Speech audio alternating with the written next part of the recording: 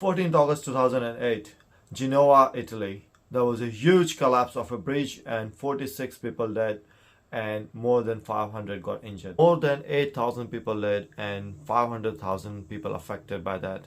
I'm talking about 1984 Bhopal gas tragedy in India, and that was just because a pipe used inside the industry started corroding, and there was a gas leak inside the pipe which caused a huge disaster in the industry. 1999, a ship tanker called MV Erika gets sunk into the water and spills more than 19,000 liters of oil into the open ocean. Hello guys, these are all the examples of what happens if a proper surface protection is not used in the industry. So in this video we are going to learn about galvanizing process and what is galvanizing and why do we need it. So we all know how important oxygen is for our life, right? But it is the exact opposite for the stainless steel and mild steel and aluminium.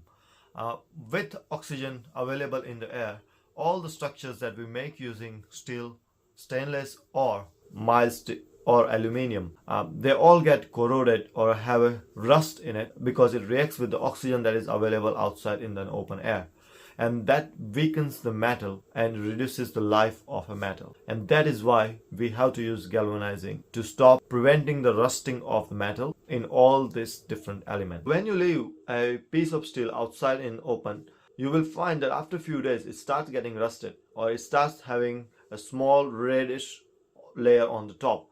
That is nothing but its reaction to the water and oxygen available in the environment. We apply a layer of zinc on the outside surface of a steel so it does not react straight to the oxygen available to the outside environment, and that process of putting a layer of zinc in a way that it can stay there forever, that process is called galvanizing. Now we know why we need to galvanize things. Let's dive into how it is achieved. So zinc has the property of getting melted at 450 degrees Celsius, or you can say 885 degrees Fahrenheit. So there is a huge pool of molten zinc inside a factory where zinc is always getting melted with 99.9% purity. So in that big zinc pool, you will dip a cleaned mild steel parts. So it will react with the outer layer of the steel and create a protecting layer, and you will have a galvanized part.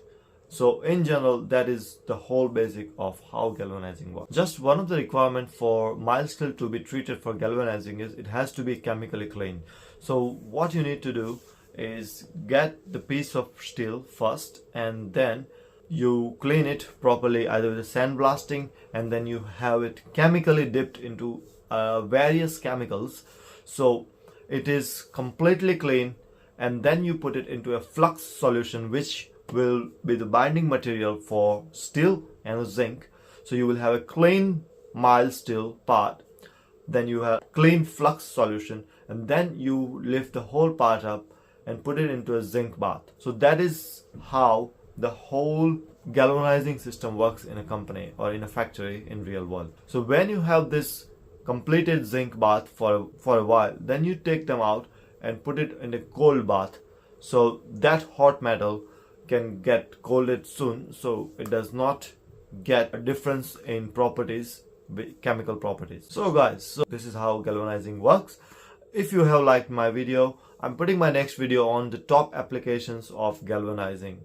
So when you walk by into a car or when you are going for a long drive, have you ever wondered why all those steel poles of either telephone poles or transmission lines can stay there forever? So that is because they are all galvanized.